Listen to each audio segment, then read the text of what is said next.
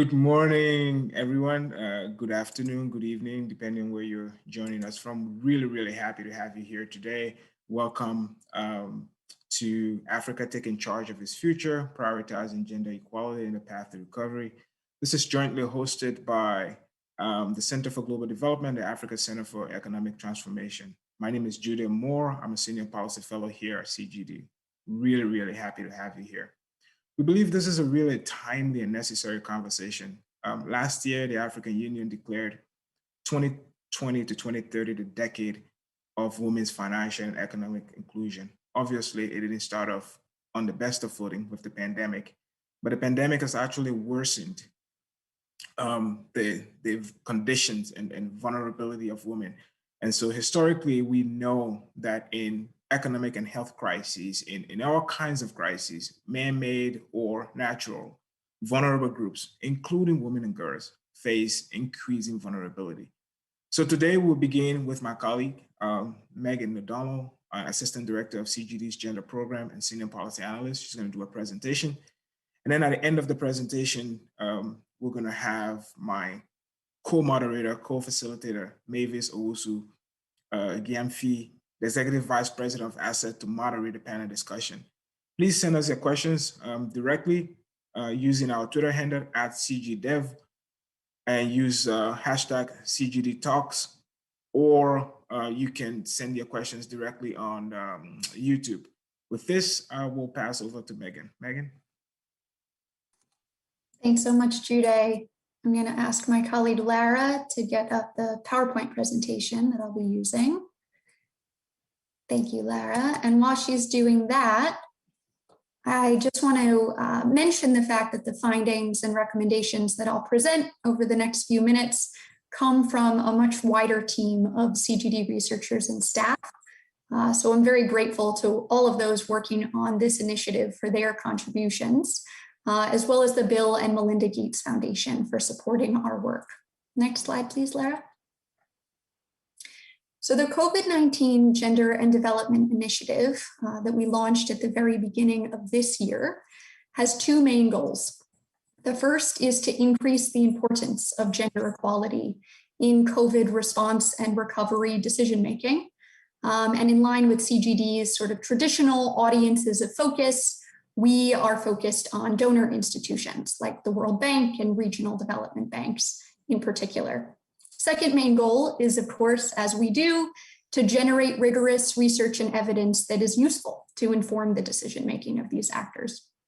We have three thematic areas of focus, as you can see on the right.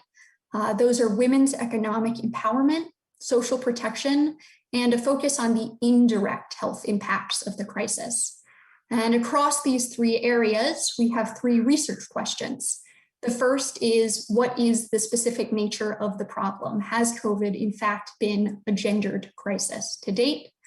Second is, in light of those findings about the impacts, what are donors and policymakers already doing in response? And third, and perhaps most importantly, is what are the gaps to fill? What else needs to be done? Next slide. So in order to answer the first research question, what we did is to go back into the historical evidence on past health and economic crises and assessed the evidence on their gendered impacts to make hypotheses about what we would anticipate out of the COVID context. And you can see that there are a wide range of these, everything from disruptions to other health services, as health workers have to turn their attention to fighting a particular disease, to the fact that lockdown measures may slow economic activity, force businesses to close, leading to job losses and increased poverty and food insecurity. We also, as you can see all the way on the right, in this conceptual framework we put together, took a look at coping strategies of individuals in light of crisis and how those may differ by gender. Next slide.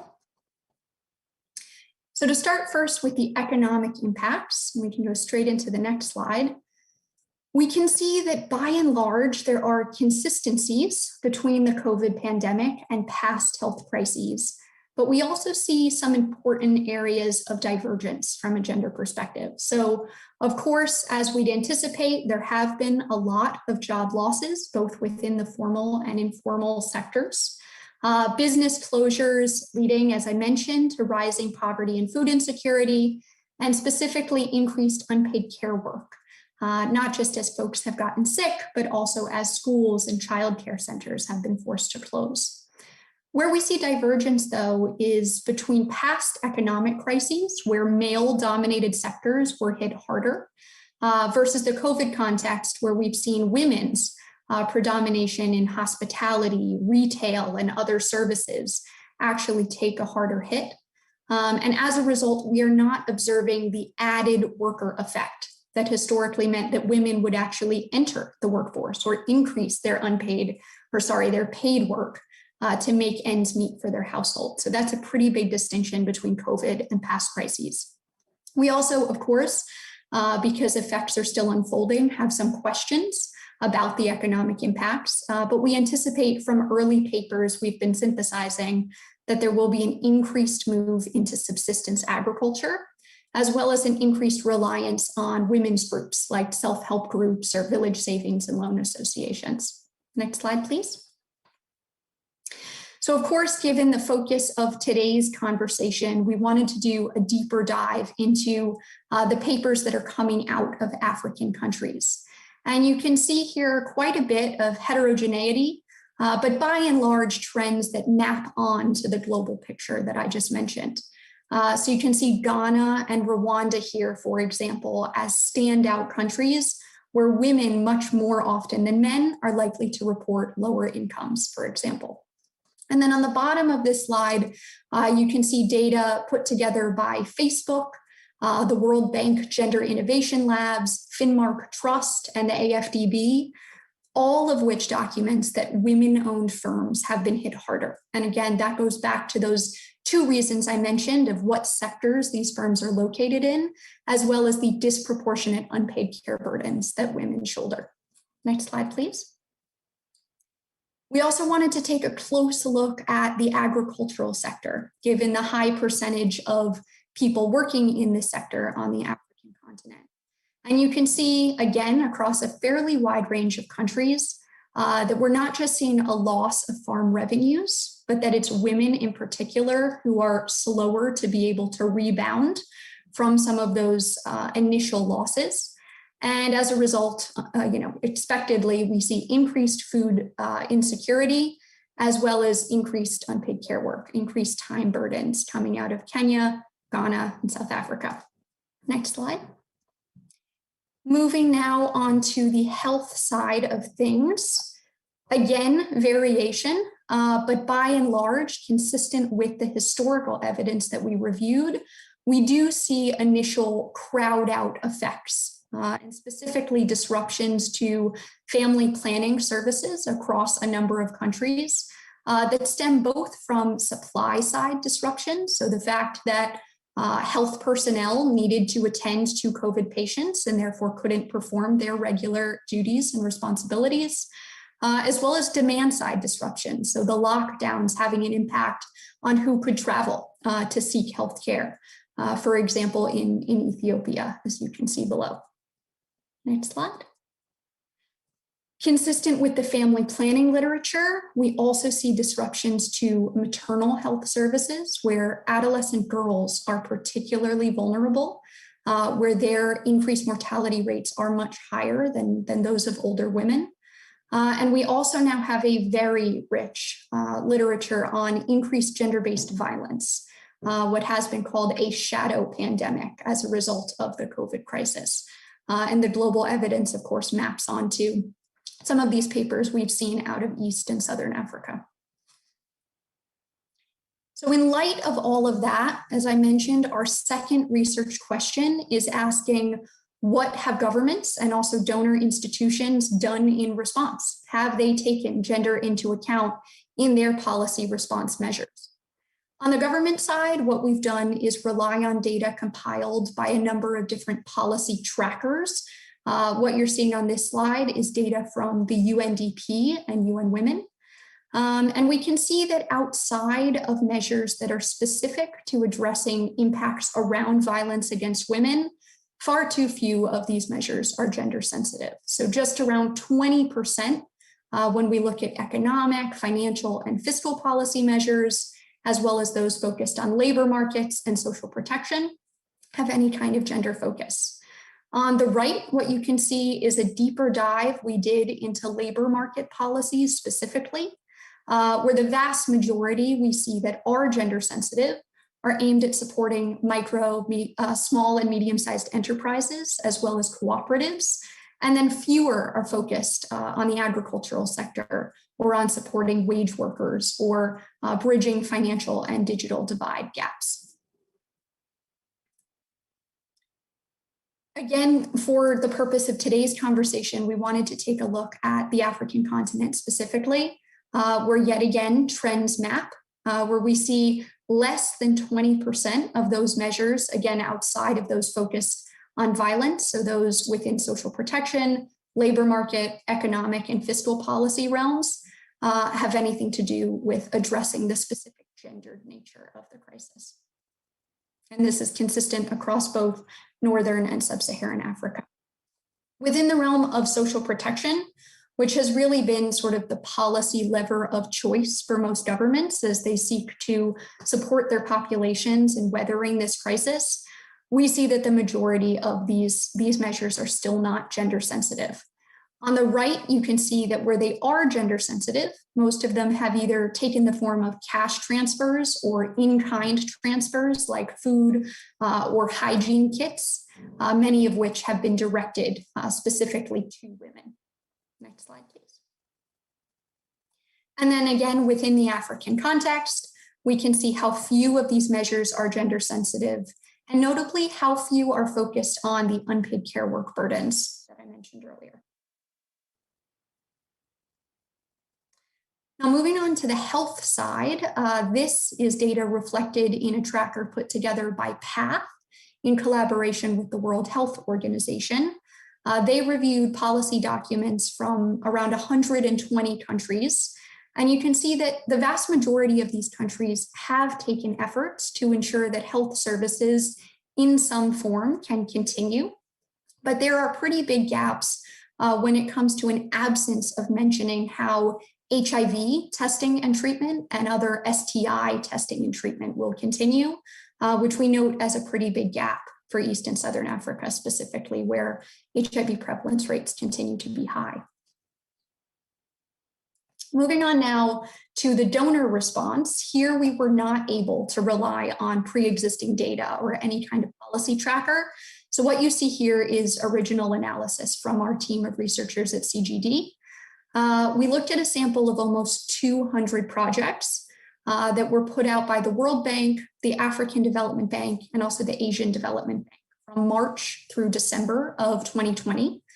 Of these projects, we find that almost 100 of them were specific to Africa, and 80 of these had project documents that we were able to review that were publicly available.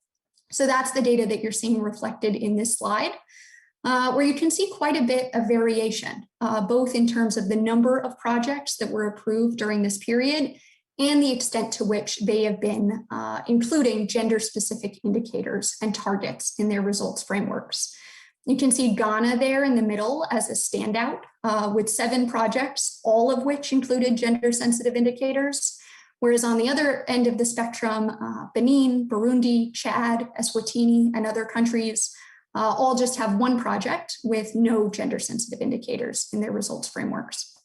On the right, you can see the difference between the World Bank and the AFDB's response, with the World Bank obviously having more projects, but the AFDB more consistent in their inclusion of gender-specific indicators. Here you can see the mapping of projects across those thematic areas of focus that I mentioned earlier, with the vast majority of projects coming down, understandably so, to addressing the direct health impacts of the COVID pandemic, as well as I mentioned, the policy lever of choice using social protection systems to reduce the risk of increased poverty and food insecurity, Fewer of these projects have any focus on economic empowerment in terms of support to wage workers or entrepreneurs, or addressing the indirect health impacts of the crisis, though we do anticipate that as is needed, this will likely shift over time. So we're going to continue our analysis.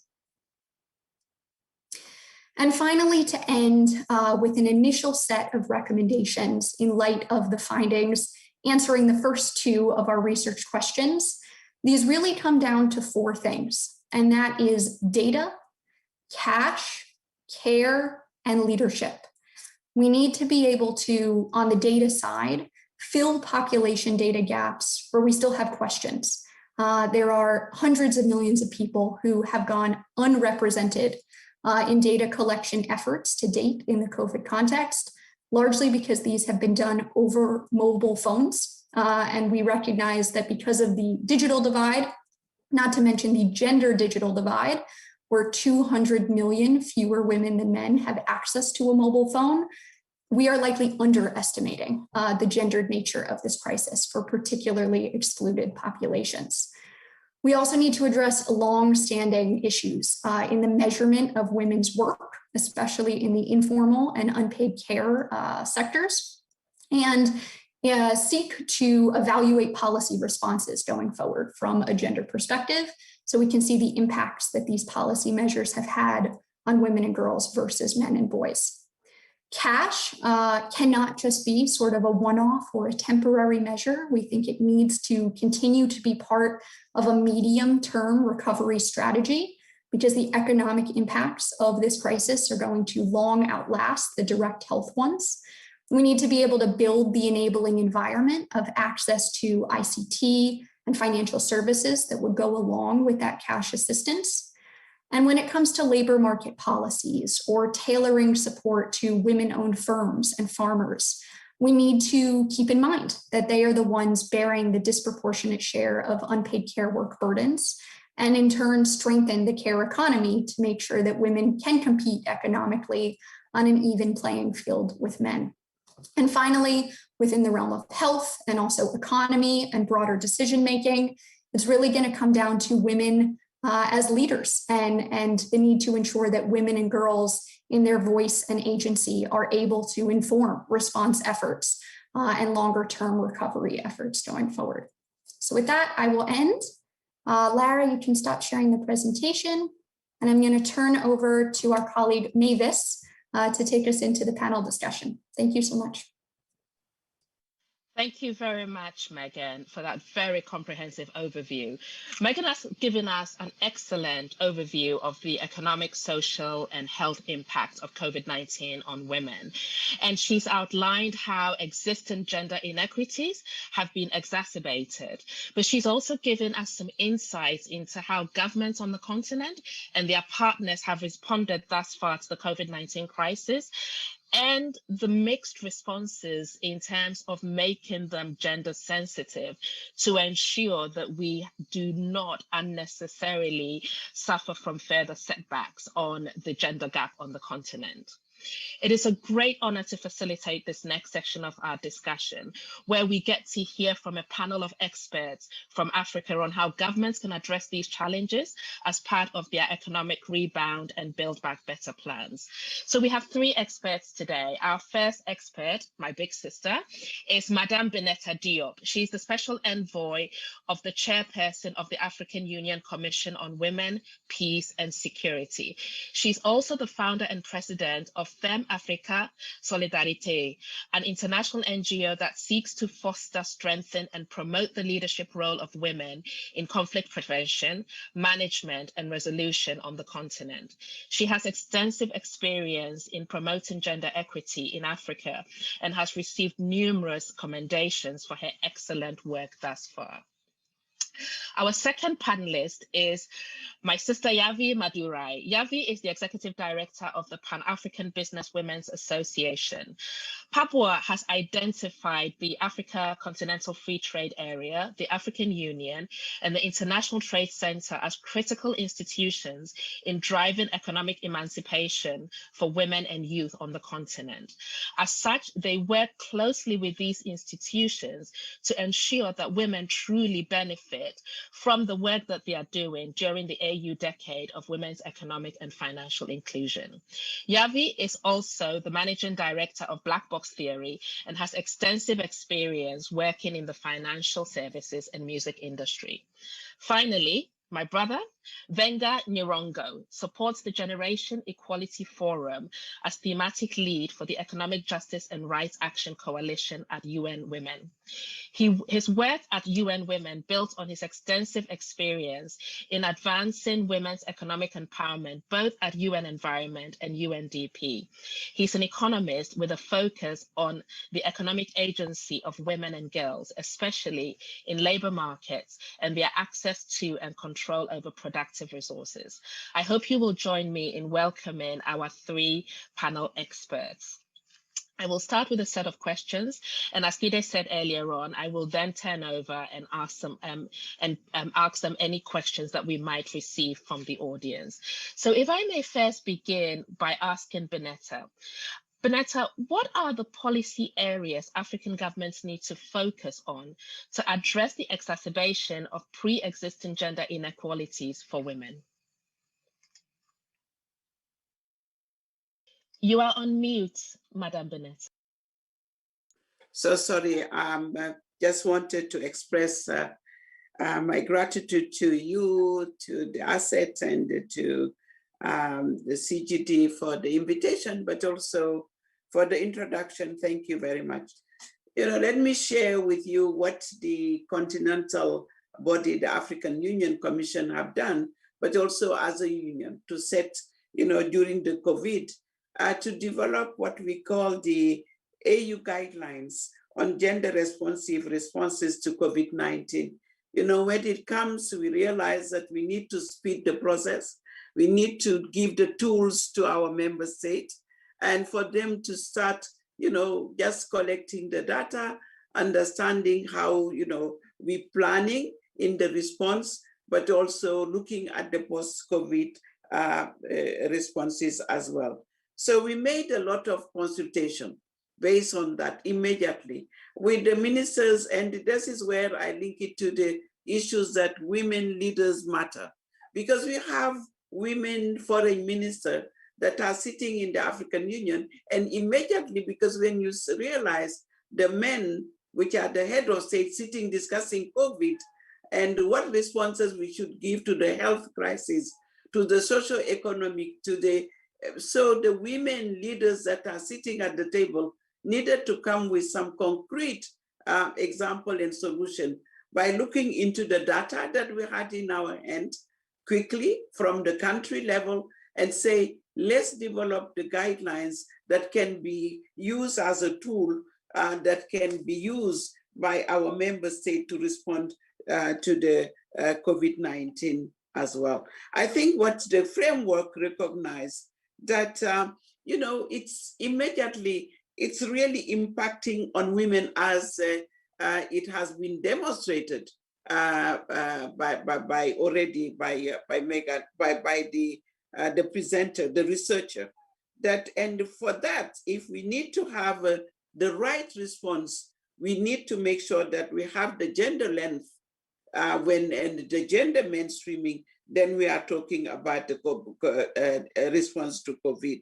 So from the health perspective, all the socio-economic perspective, that we enable the member state to respond in a better and more organized. So what matter, the guidelines are anchored on in principle that like the gender mainstreaming and the integration, that's important in any program. The sex disaggregated data that was not existing that time, but also the gender budgeting. We needed to make sure that any resources coming in from World Bank, AFDB and others, the women can access those, but also the leadership of women, effective and full inclusion of women.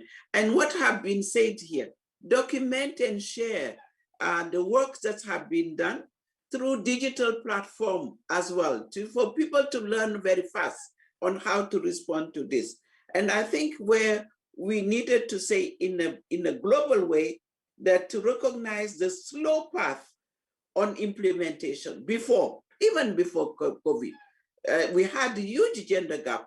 Maybe some on education was very speed, but we needed to fill the gaps on implementation. And it was time for us to say, time to scale up, time to leapfrog some of the solution. And I'm sure that ACET and CGD will see the opportunity on the scaling up, not just doing the research, but also advocating, you know, for policy implementation. And I think that is where we need to push, do research, data collection, evidence-based, and accelerate the path on delivery. So the guidelines will serve on that as well. Thank you. Thank you very much, Vanessa. So the importance of having a gender lens, the importance of data, echoing Megan's point, and also cross-learning from each other. So moving to Yavi. Yavi, from your experience thus far, and from what we've just heard from Benetta, to what extent have African governments and their partners and also African institutions made COVID-19 policy responses gender sensitive? Thank you so much, Mavis, and thank you so much for having Pabua, for having me. It's such an important conversation that we need to have more of. So as much as we're having them, we need to have more of them. So thank you so much for opening that up. In terms of what has been done in terms of sensitization, so you know, Madame Diop speaks very clearly around the fact that before COVID, we had, you know, figures of almost 200 and some odd years before we reached gender equality, bandied about. We know that COVID has regressed us even further. So what happened before COVID actually doesn't matter. It's what we are dealing with now.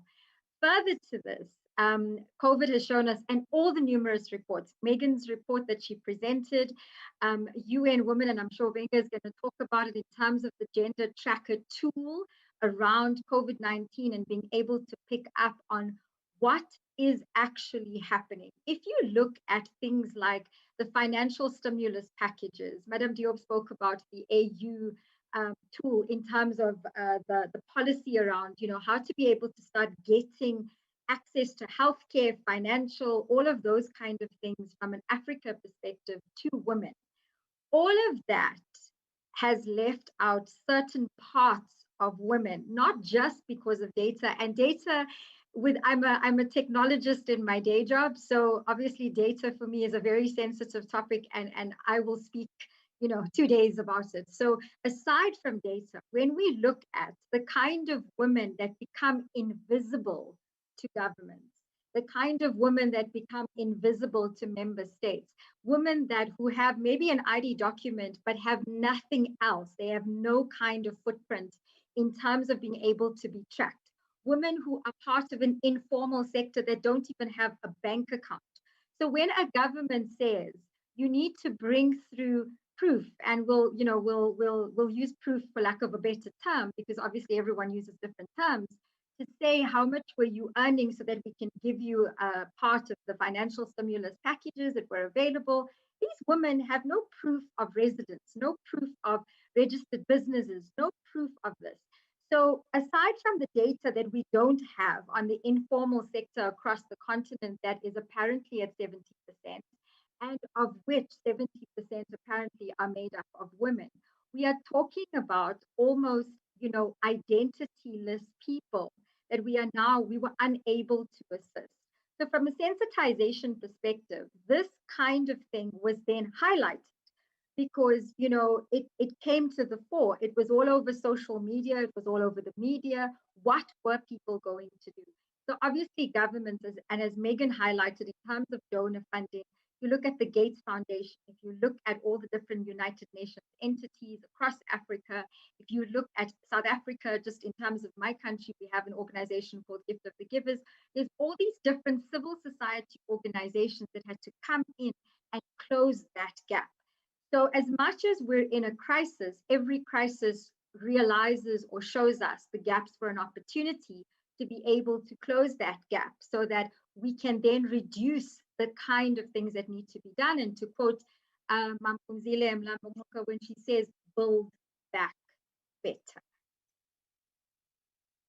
Thank you very much, Yavi. I think you have, hit the nail on the head when you talk about gender sensitization and putting a gender lens is one thing. Discovering the forgotten women to begin with is another thing. So you could have a gender sensitive program, but if the rules you put around the program means that certain women are not captured or are forgotten because the data and the structures required are not viable, then it can't possibly be gender sensitive. Thank you for that insight.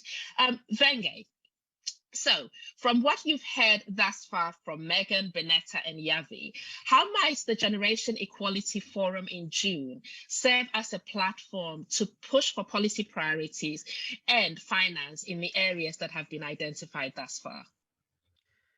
Thank you so much, Mavis. And just want to extend my gratitude to ACET and the CGD for inviting me to be in this very important discussion today. So how might the Generation Equality Forum serve as a platform to push for the funding and policy priorities?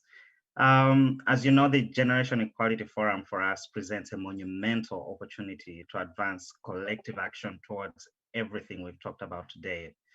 It presents a renewed opportunity to fulfill and build on commitments made in Beijing 25 years ago, running into the 26th year already.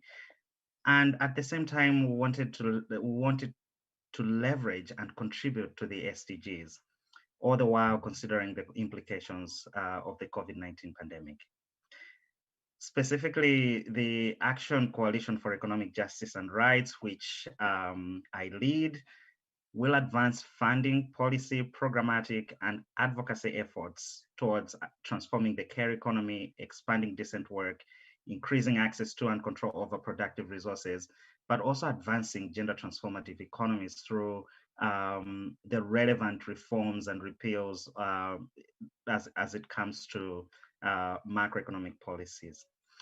Under each one of these transformative actions, of course, a leadership structure of 16 entities that include civil society, youth organizations, governments, international organizations, UN agencies, philanthropy, and private sector is actually defining a set of commitments that will collectively catalyze change and deliver results, building on the commitments that were already made 26 years ago in Beijing.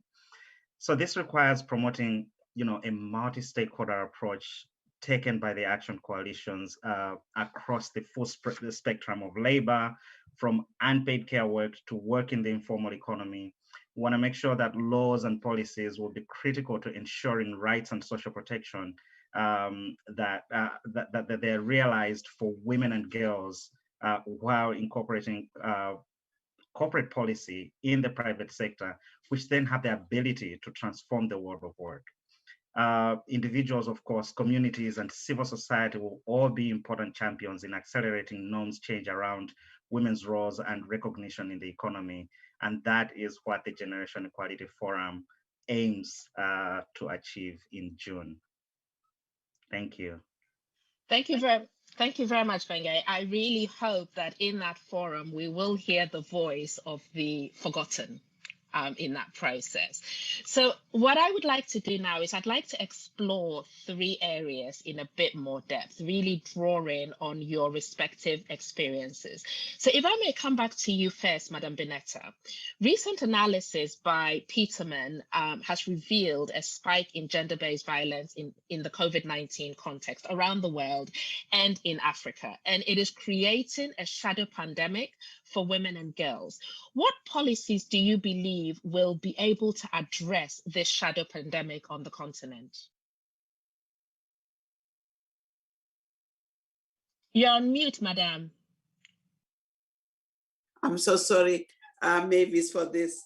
Let me just, first of all, acknowledge and salute the CGT provision of data, because it's so difficult to find gender disaggregated data when it comes to VAUG, violence against women and girls. And I think that by interviewing those that have been affected and impacted is a critical one to have a better response. And when we're looking for a response, yes, the shadow pandemic, women have been at the front line and exposed. And I think some of the issue we discovered, they lost their informal economy, the jobs, the lockdown, all the consequences that it's, being locked at home. So we can see that women, and of course there are some men, but more women have been impacted than men. So it has shown again that in any crisis, either the health crisis, but also when it comes to peace and security, women and the girls are the ones that are the vulnerable, but the victims, as we call them sometimes. But let me add on, because it's not just in areas that non-conflict situation. When we look at the areas of conflict, and I can quote one of the study done by Women Deliver, interviewing women from refugee, displaced and post-conflict setting across 15 African countries. And the study found that 73% of respondents experienced an increase in intimate partner violence, and 51% experienced sexual violence. And again, due to lockdown, economic stress, etc. So I think it has been demonstrated in also CGD report. So women are affected doubly in conflict zone. So what can we say when it comes to policy? Within the African Union, let me give you two examples. The first one is my office, for example. Before the pandemic, we have developed what we call the Continental Result Framework, with the key indicators on how we prevent violence against women, how we protect them, but also how they participate in their recovery as well, and in peace building. And those are areas that have been framed into the Continental Framework. And also, we do report, we review what the implementation is. So far, for example, we have 20 countries that have gone through the process of reporting on the CRF. And it's a good practice to bring the tools, but also for them to come and say, this is what we have achieved, and this are still lacking behind. And one of the issues that we have seen before the COVID, of course, there are good practices. For example, one-stop center, where you have trauma counseling, when you have legal support, where you have even the economic empowerment for women. Those are so good. We have seen what happened in Rwanda, and those stop centers that have been having effect in this. And we need to have those safe space for women to be able to come and report. Good practices for that. One issue that we have is the justice issue, and especially during COVID. I think the perpetrators have to be brought to justice, and it's not just in no conflict zone, but in particular in conflict zone. So those are issues. So what we are asking, the second issue is, we realize that we need a convention on violence against women in Africa. And with UN Women, we have been discussing with member states already. President Cyril Ramaphosa have came with the suggestion that an African, not just the Maputo Protocol, which is a very good instrument on when it comes to women's human rights, but having a specific convention to address the violence against women that is happening, the justice issue, but also the perpetrators, the issue of even rebuilding the mind of the people, but also the economic empowerment of the people, of the women that have experienced violence. So I think we are at the African Union working on those issues. And I think another instrument is also looking into the funds. You know, it's not just measuring the progress, but also going in deep on the stimulus that Yavi have talked about, and making sure that we have that economic justice for the women that have experienced violence as well. So I think that we can go in depth on the free hotlines to report on domestic violence. I know that in South Africa, there was also a banning on alcohol, which we know that also it's exacerbated the situation in the family.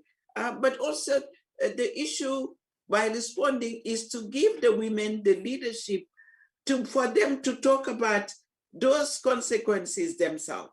Violence against women is not just that, it's violence by depriving their children on education. It's also depriving themselves, you know, to be, to have access to the agriculture, for example, access to food, access to so many things. So those are other factors which are social, economic factors that are also part of violence. So we have the big violence, the one we call the shadow pandemic impacting on their body, but also there are these side effects that we need also to address as well. And that's where AU is looking beyond the existing protocol, but something that can cover and make sure that you know, the women are at the front of this convention as well. Thank you. Thank you, Madam Diop. And you raise a very interesting point that violence against women is not just about physical and emotional violence, but it's also about exclusion from the economic space, because by excluding them from education, economics, etc., it is a form of violence. You are denying them something. So given that, and given that we know from work that was done by the COVID gender, the Global Gender Response Tracker, that only 16% of COVID task force across 187 countries are at gender parity. What do we need to do to increase leadership opportunities for women and girls in Africa? In your earlier answer, you said that it was important to have women in those senior positions for the gender issue to come up when countries were thinking about COVID. But how do we increase that leadership position? Mavis, thank you for emphasizing that again, that women leadership matters. And I mean, is it clear, you know, they cannot do it without us, impossible. Because I'm not saying that we just need, have to still sit down and look at women as vulnerable group, women as victims, but women have experience to bring at the table. Let's look at the Ebola. And I think we need to build a strong case based on evidence. And when you look at the Ebola, how it impacted in Liberia, so, you know, the women are being at the front that we don't see Ebola less and, you know, we are seeing it less and less. So Ellen Johnson Sirleaf is a particular case of Liberia. We know how she took it like a soldier to say, I'm going to defeat this because I'm reconstructing Liberia and Ebola cannot disturb me in this process and get it out of our way in this continent. We are locking down, but she said, no, let me just tackle it. So women leadership matter. And it matters even during COVID. At the early stage, we have seen many countries in Europe and elsewhere, Germany and others, looking into the human dimension. So you will see that, as I said, education is a key. How do we rebuild back better if we don't have women to discuss some of the gaps in education, access to energy, because education is linked to the maybe solar energy or whatever, but to energy to accelerate it. And they know what are the gaps to improve the food system. We have talked about the issue of agriculture and also all other existing gaps that in health, for example, they know about it, more than 50%. So for me, it's a matter of justice, it's a matter of right, but more than that, say women have the expertise and the experience. So let me give you an example. And I think Yami and Bengue talk about them. The first example is that who have been there to add value to what our government was doing, to distribute masks, to be the front line. That was the women's organization, like Yavi's organization, who have been sensitizing the communities. It's the community workers that have been at the front. So you cannot now, as we usually do, get them be the, being the pillars of the transformation and not being at the table. So I think what we need to do by having the evidence base is to demonstrate that women's participation matters. And we don't have to lose more time now to dwell on how, because we know the how. Let me give you another example. We have for example, I talk about the ministers of foreign affairs. We are getting more. We have even now one more president from Tanzania, the one from Ethiopia, and the former presidents that are sitting. And we are all building platform like the Africa Women Leaders Network platform to push our member states to deliver on their commitment. And that's why it matters as a force. We should not be just one woman as single, but we need to be a movement for transformation. And that's where that leadership, as we say, from grassroots, and I link it to the generation equality. Why the generation equality is important? Because we have the young generation. And this young generation, Mavis, should not be the time bomb, as we used to say. It needs to be the change maker that Africa wants. We need to mobilize the energy in the transformation. Without the youth like Yevi, an elder like me to transmit whatever, but that transformation cannot be done if the young people are not engaged in even the COVID responses as well. I can talk about the youth because I'm passionate for the youth, but not just the young people, but also I can see the private sector playing a key role. Private sector, I think when it comes to public-private partnership in this transformation, because job creation is not done by a government. To create job is the industries, is the, the champion of the industries that can come and create more job and in all domains. So we need to make sure that they are on board. So for me, leadership matter, leadership of women, but also leadership of men that have compassion, that have the passion also to bring a difference at the table as well. But we need the critical mass of women, and that's where Africa Women Leaders Network at the AU, supported by UN Women and African Union, we are really pushing and to make sure that we push, like Pumzile used to say, we push back the pushback. And make sure that, those patriarchal system, all this pushback, we need to push them and open up the space for women participation and women leadership. And we have a great example, that's my last point. African Union have adopted parity principle, 50-50 at the highest level of the organs. And it is done. I mean, there is no way that any organ, it is the regional economic community, it's now everywhere. So why not trickle down this 50-50 parity on the ground in our parliament, in our government?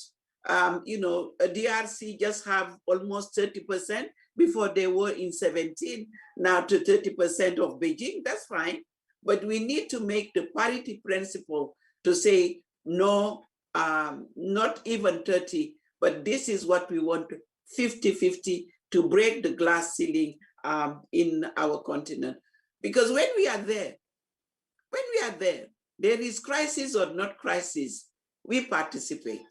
But if we are absent, we will not be in all governance mechanisms, political, financial, economic, social. So we need to be there. That's the reality. And we need to defend that. Thank you, Mavis. Thank you very much, Madam Bonetta. That is a very powerful statement. My takeaway is we carry 50% of the sky, so we should sit at the table and we have the skills. And young ladies listening to this session, if you get to the table and there isn't a seat, carry your own and sit down. So if I'd like to now move to Yavi to explore the economics a bit more with you, Yavi. So Yavi, UN Women, Impact Hair and AFDB surveyed 1,300 female SME owners in 30 African countries. And they found that 80% had to shut down temporarily due to COVID-19 in last year. 1 year later, what must be done to support African women-led businesses? Well, Madame Diop opened it up very nicely and laid a massive foundation in terms of, you know, all of the things that kind of need to be done at a high level. Also, we need to understand that gender in the workspace, gender in the economic production space shouldn't be a gender. That's a mindset shift. That's a cultural movement change across the continent that we're going to have. And that shift, you know, it didn't happen before. It's something that we're going to have to use COVID, as far as I'm concerned, to be able to drive the message home and take it forward. But, and I had, Mavis, yesterday I had 30, I had 30 points, and I had to bring myself to bring it down to 4, so that this could be a quick answer to you.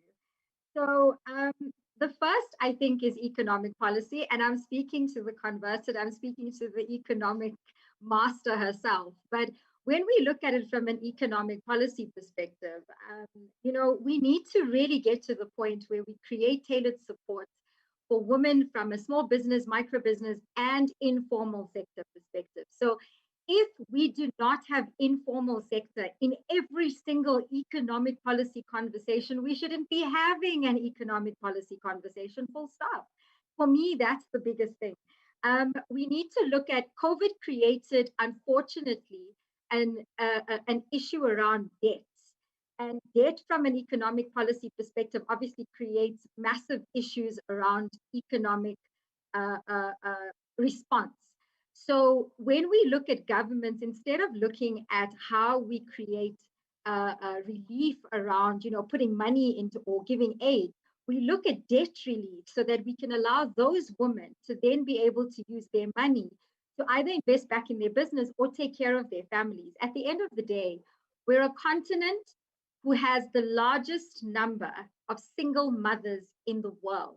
So when we speak of gender, we automatically speak of youth. It is, you cannot say the one without the other. So without a woman having money in her hands, families are suffering. So we need to look at debt relief in terms of economic policy creation, economic injection, allowing them to be able to invest back into the country also, so that we kickstart that economic flow. And then let's talk investment into human capital. So one of the biggest issues that we found, obviously, is that there's lack of skills, right? We know this. But let's take a scenario where agriculture, you know, we've been in lockdown for a year, give or take. You now need to fast track, and let's just use agriculture as a sector. We need to fast track an agricultural space. Any country, doesn't matter which country it is. Why aren't we looking to equip the women that no longer have access to their businesses, to their small holdings, to their whatever, for whatever reason, and being able to pull them back into the space to fast track government, national, country, private sector scenarios, but also equipping them with skills so that they don't fall off the bus, and we're putting money back into their hands. So we kind of get like a threefold effect. So we've got to look at investment into human capital as much as we're looking at investment into infrastructure, technology, and all of those kind of things. And then let's talk about my favorite topic, please, called the AFCFTA. So the AFCFTA is obviously earmarked as, you know, the economic empowerment tool, emancipating tool this generation, and it's going to do all these amazing things. It obviously has all of the downsides of it as well, in terms of the integration into regional and global value chains, et cetera, et cetera. So the AFCFTA is not going to happen overnight. Yes, the start date was switched on the 1st of January, but it's not going to produce any economic results or any relief or any support to women immediately. We've got to figure out how to make it work for us from a women in trade perspective, and look at what are the opportunities from a trade aspect without the AFCFTA. So when the AFCFTA comes in, we are ready. When we look at examples, let me give you an example. Servicification of trade, for example, is something nobody really speaks about. We talk about, lots of goods being transferred across borders, but COVID came and it put us into lockdown and we couldn't move things anywhere. So servicification of trade is something we need to look at. So if you have a business, look at how to diversify, not just have products, but have services that can be offered from a digital perspective. And private sector and governments kind of need to help and create that kind of enabling environment to allow servicification of trade, because there's no worries about cross-border trade. So we need to look at that. And then the last is my general favorite topic, which is digital and technology. And I want to bring a real situation to digital and technology and closing the gender digital divide. So there's a digital divide across Africa. We all have different spaces that we operate from, and there's a huge gap in that kind of accessibility. And accessibility, as we know, to digital means lack of in terms of economics. So whatever that may mean, whether that's education, whether that's running your business, whether that's continuing with your work, et cetera, et cetera. So access from a digital and technology perspective is a massive issue. But let's look at it specifically from a business aspect for a woman who, if they had access to digital, they could have still done digital money transfers. They could have still provided maybe certain projects. My sister could have taken, a basket of something across to that town, and I was able to move money across. But the apps and the money apps exist, but if I don't even have a smartphone, or if I don't even have access to data or Wi-Fi, how am I going to use that app? So this is where, from a digital and technology perspective, and then, the thing I spoke about earlier, the identification from a digital footprint aspect. What is your footprint? Do you even have a bank account and move money into your bank account that you're unable? So when lockdown hit and these businesses had to shut down, they couldn't go to their bank and say, please, can I have an overdraft extension? They don't even have a bank account. So how could they ask for overdraft extension to put food into their children's mouths? So these are the kind of equipping and capacitating that we need to look at. And these are just the 4, as I said, that I felt were the primary issues around where to from here after a year of COVID hell from an economic perspective, especially in terms of gender and, gender, youth, and the larger family well-being, so to speak, in totality. Thank you very much, Yavi. So your point around, if we are going to realize our ambition to make our growing youth into a demographic dividend, start from gender equity in the economic policy space, because they are so interlinked that by separating it doesn't make sense. And I think that's a really powerful message for us to take away with us. Venge, I'd like to come to you. In our battle for gender equity, it's always great to have our brothers standing next to us as we fight. Absolutely. So it's great to have you right next to us today. And I'd like to look at the issue of justice and rights with you. One of the Economic Justice and Rights Coalition's goals is to increase the number of countries with a comprehensive set of measures for care investment and to create up to 80 million decent care jobs by 2026. I mean, I think both Yavi and Madam Benetta have spoken extensively about the importance of the care sector and decent jobs for women. What role will increased care investment play in economically empowering women and girls in Africa? Thank you so much, Mavis.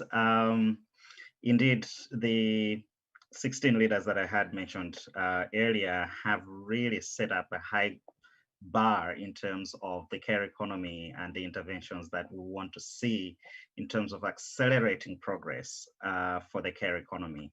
And this recommendation of 80 million decent care jobs is indeed such an ambitious target, but one that we believe we can always set ourselves to achieving by 2026 within the care economy. So the care economy is a critical focus for the Action Coalition, as underlying gender discrimination means that care work is consistently undervalued or provided as an unpaid service and contributes to occupational segregation and undervaluing of work women actually generally perform within the labor market.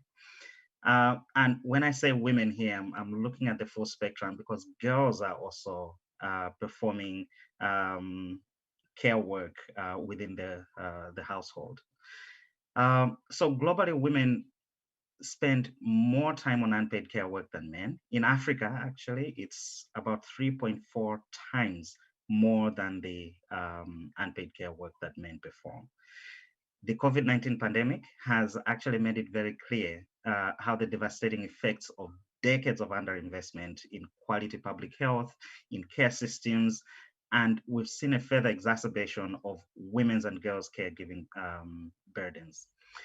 With school children now being out of school, in and out of school, intensified care needs of older persons, as well as ill family members, all these overwhelm health services, which make the demands for care work during the COVID-19 undeniably intensified exponentially. Strained health and care systems and the accompanying health and safety risks to health and care workers due to insufficient resources, they're all being felt most acutely by women.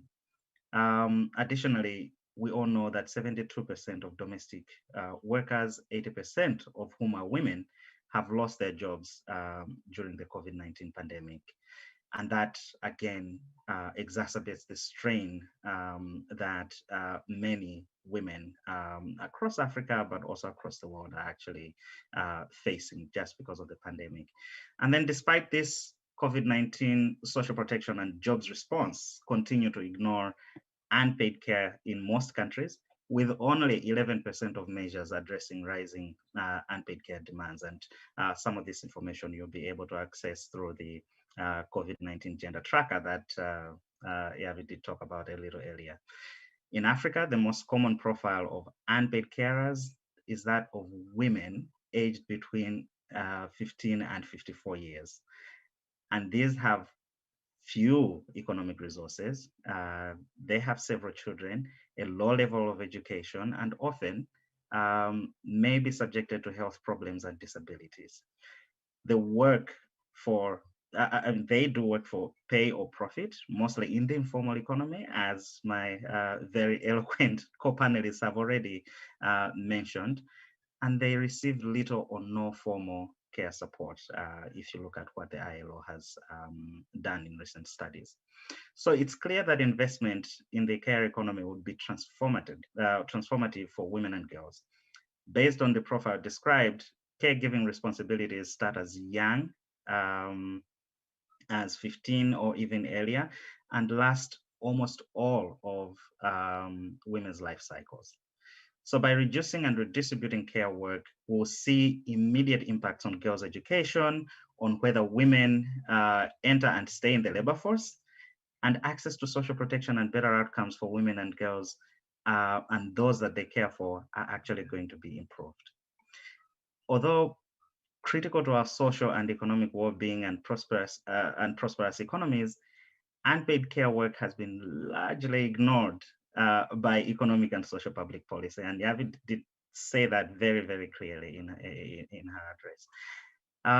So large deficits in terms of coverage of care policies across the world, however, being largest in Africa, Asia, and the Pacific, and also in Arab states, means that we need to take real action. We have to take bold action by 2026 through investments in quality public care services and the adoption of laws and policies that protect fundamental labor rights.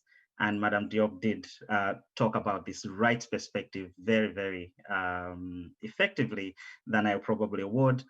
And this should include the right to organize and the right to collective bargaining, which will make a difference in improving working conditions for care workers.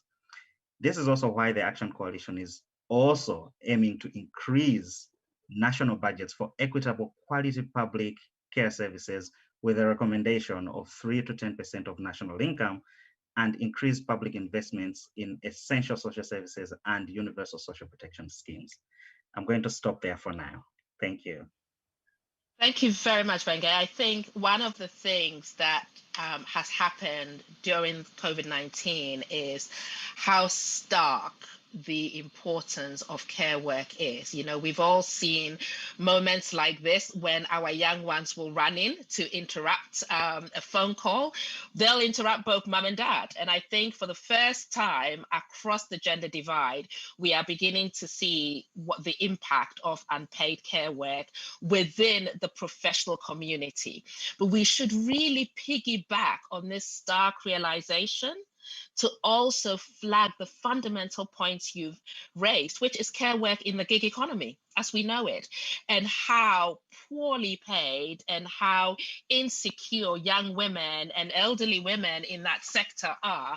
And you're right. I mean, you said 15 to 54. I know women as old as their 70s and 80s who are doing unpaid care work still within the African continent. But before I come to my final question for you, I just want to remind the audience that you can send your questions in via YouTube, email, or Twitter, #CGD Talks. And I'd really encourage you to ask questions. It's not every day we're going to have this powerful panel with us at ACET and CGD. So please send in your questions. So my final question for you, Benge, is the Economic Justice and Rights Action Coalition wants to reduce the number of women and girls living in poverty by 85 million through quality public social protection and building a system which will achieve this by 2026. We're pretty close.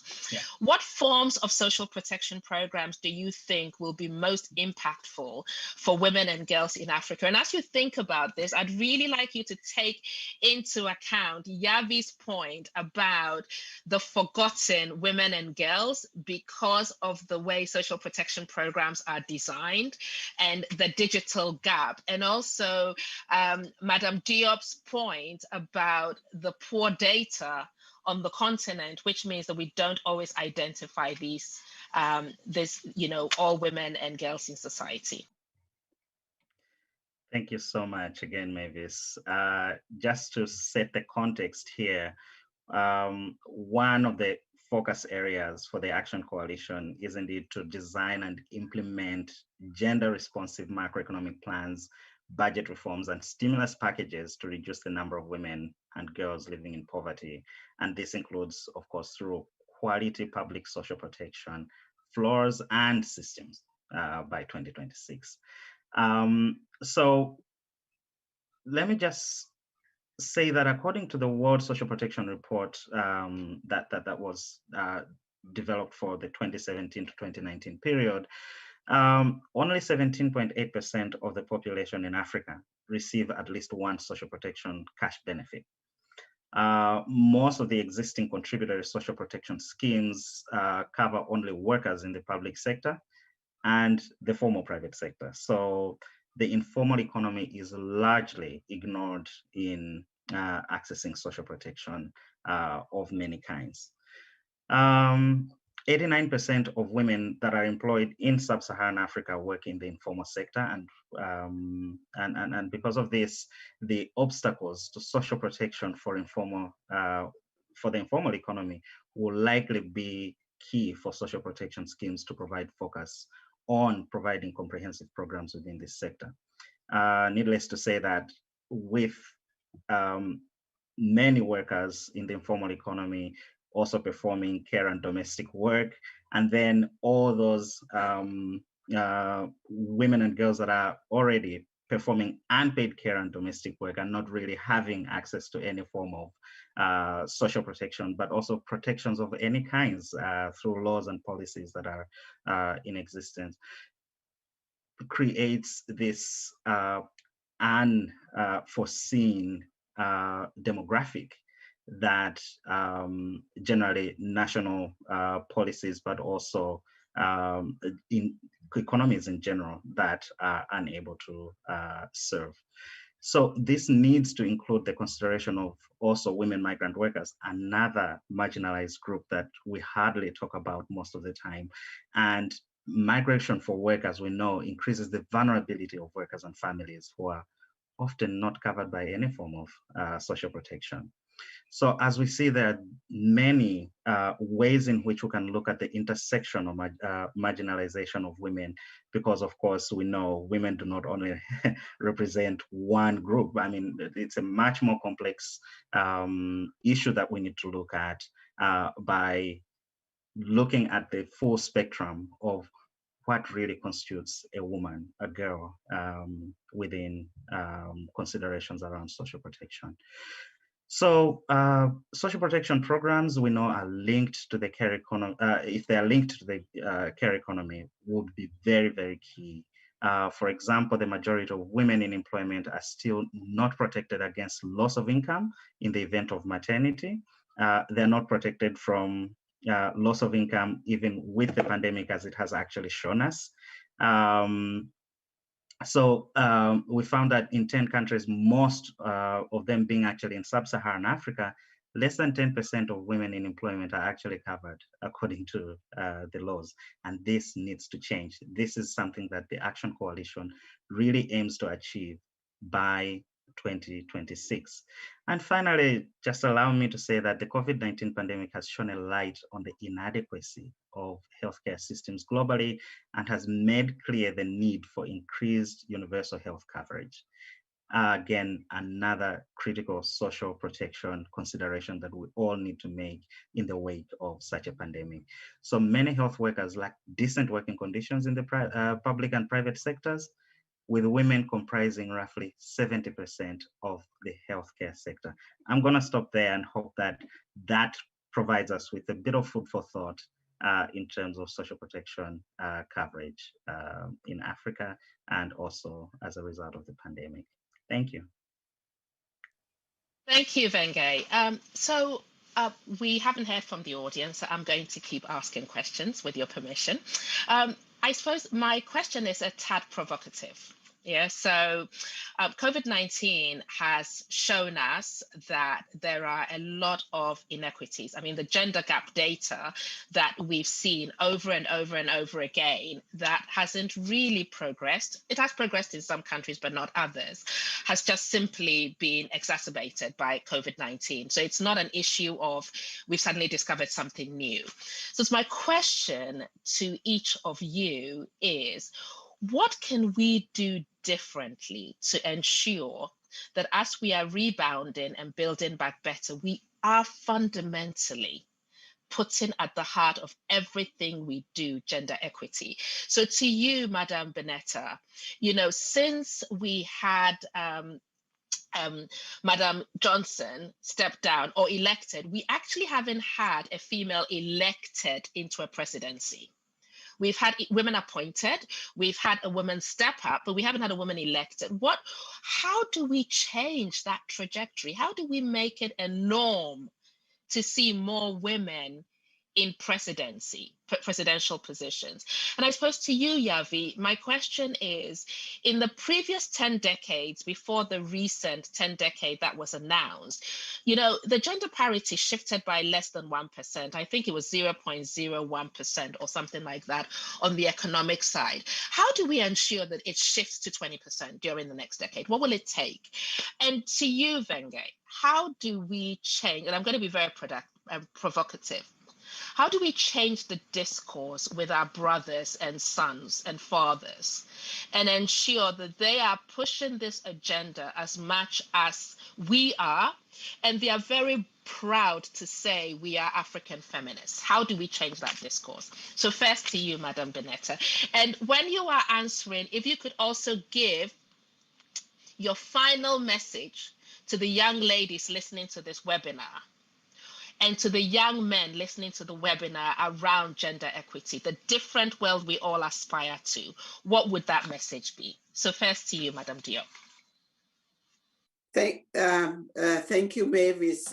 I think have been said, all have been said, and your last question is really the most difficult questions, and I think we all need to answer to that. Why are we just having one female elected president so far? And in a country that when I asked her the second time she was coming to get elected, I said, but you know, Liberia is in ruin. So what do you wanted to do in the Liberia? She said, because I love my people and I want to transform Liberia. So you see the heart of the women, but the determination, because you lost it once, but you are coming back to say, I want to make my case because I have a good agenda for Liberia. So first of all, for women, I think you need to be in politics. Women have to engage into politics, number one.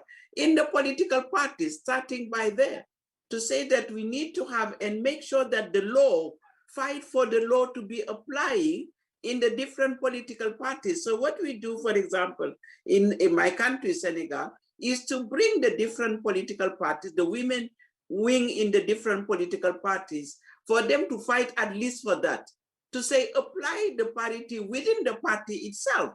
Because then you can see the emergence of women leadership that come into the political party. So they should have it as a common agenda of women in the country itself, starting by political party. Engage in politics. It's dirty, that's what people say, but if we don't come in number, we cannot transform it to be very clean. And we need to have that message as well. So the governance are in the hand of the men, and you need to fight to get something. It's not something that they will give you, even if you have affirmative laws, but you need to fight to be at the table. You need to make sure that you get it, and you make sure that you bring also your constituent. Because sometimes what you see is that to take one woman and you don't bring the others on board, your constituents. So bring the rural women. Why would you be in politics and shy away and go just ask for vote on the time of the vote? Bring them in your agenda. Be linking with them. Make them the transformation and the agenda you are making. So it's a fight. It's a fight. Men will not get it, give you free. So the other one who is electing them is the women. The majority of those who are going to the ballot box are the women and the young people. So I always ask, why are they just thinking that the men are the one that should be elected and not are the women as head of state or even as minister? I think we are getting at the way right now, maybe, is that we see more women prime minister, more women ministers of, even from other countries, other continents. Africa is not doing bad when it comes to the position of ministers and so on. But the glass ceiling is the highest level that we need also to make a critical mass on that. And we are working on it. So the women that are electing, the young people need to know that when you elect the women, you have that transformation that you aspire to. Let me give an example. And we need to show also to document. Communication is important. Ellen was again, I always refer to her because, and Joyce Banda, we have few of them that have been president. So what they say, what Ellen told me, that she went in one school one day and asked one of the boy, what do you want to be next time when you grown up? So the boy said, I wanted to be vice president, because in his life, Ellen have been the only president and she's female. So the boy think that, so you can change the attitude in school, in education, for them to understand that the women can be president. So for him, the vice president was a man. So I want to be vice president. I don't want to be president because it's a female position. So you need to, and link it to the question, we need to educate our boys. We need to make sure that from the family level to the highest, that we know that it is a societal issue. It's a societal change. It's not about bringing women and moving the men. It's about transforming the economy. We talk about it, bringing development in our continent, you know, making sure the experience is not just one experience, but also talking about our asset, talking about our wealth, talking about our economy, because this is fighting corruption. These are fundamental issues that women can bring in governance. It's not but that women are not corrupted. It's not that. They are not being associated in the corruption system yet.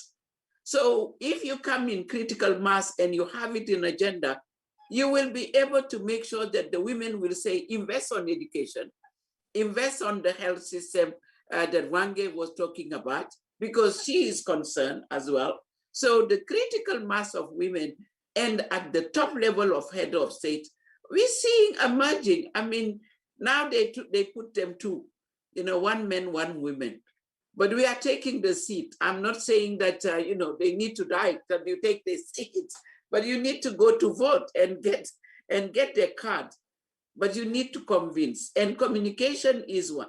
So the last point I want to highlight is funding, because the men control the finance in our, you know, everybody talk about the finance that we need to have in our hand.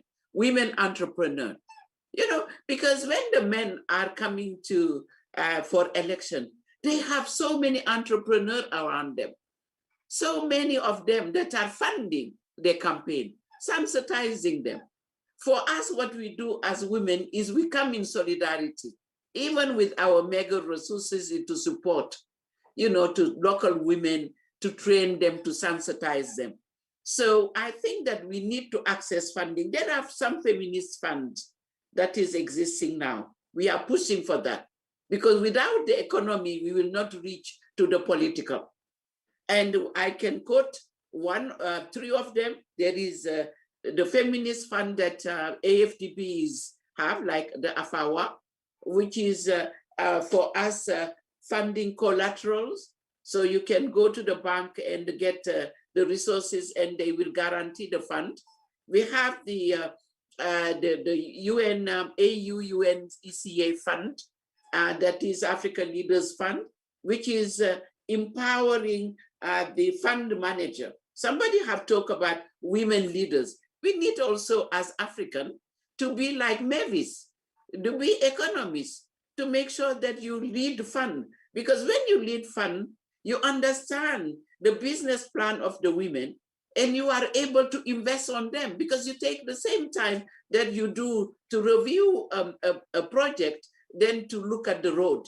But the men will look how to invest in the road. But on this one, you need to see how to invest on the women. So there are feminist funds that are emerging that we need to access for women also. You access economy, you access also political spheres. Thank you.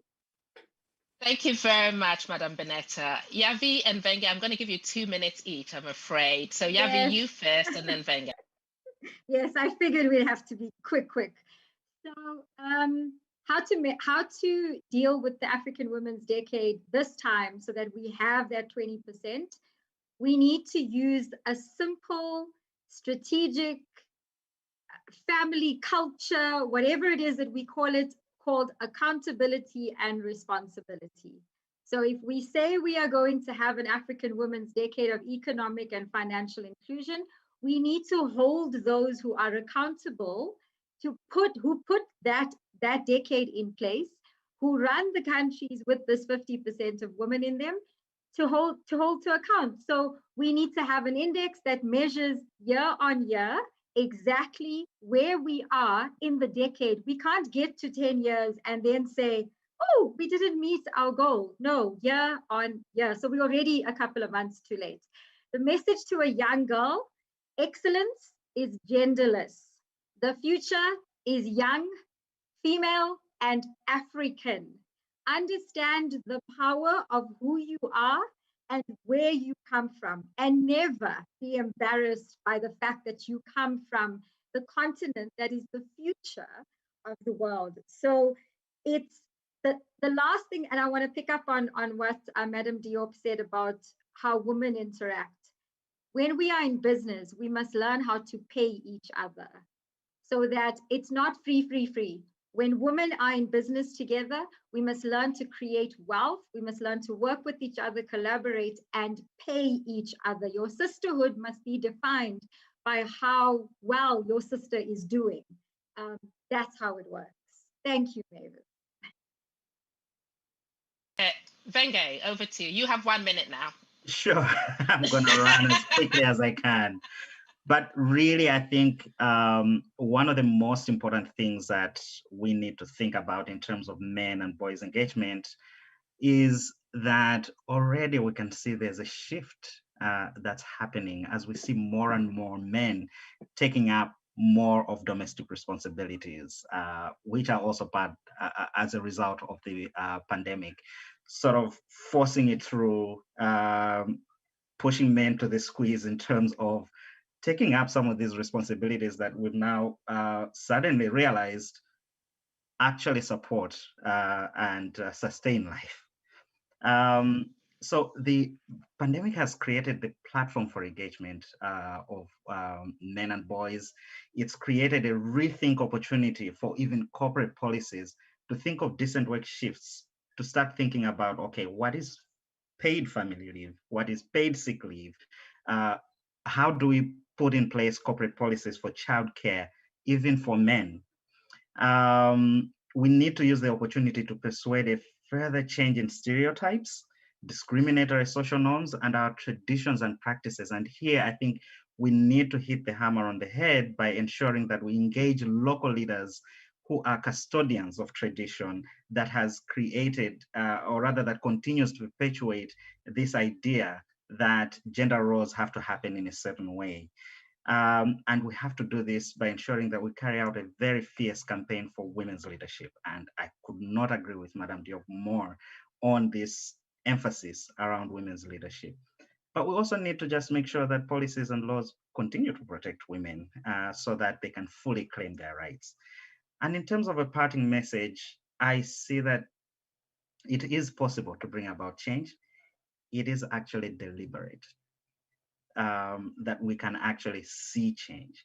So we want to make sure that while we take these deliberate steps for change, we approach it from a multi-stakeholder effort to make this real change happen, because we all have a role to play, whether it's an individual, a company, a government, a civil society organization, the women's movement that has really, really performed exceptionally well since Beijing.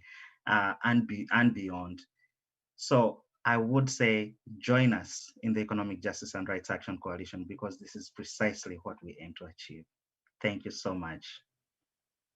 Thank you, Venge. Thank you, Yavi. Thank you, Benetta. I hand over to my brother in arms, Gwide, with just 2 minutes to wrap up. My apologies. It's all right. It's all right. I really don't have much to add. I think we've had really, really excellent interventions from our panelists today and from Megan's presentation. You were a flawless and excellent moderator, I'd say. And so on behalf of the Africa Center for Economic Transformation and the Center for Global Development, I want to thank everyone who participated today. Our panelists, Megan, Mavis, every single person. We look forward to continuing this conversation, because it's a conversation that we should continue to have out into the future. Thank you and have a great day.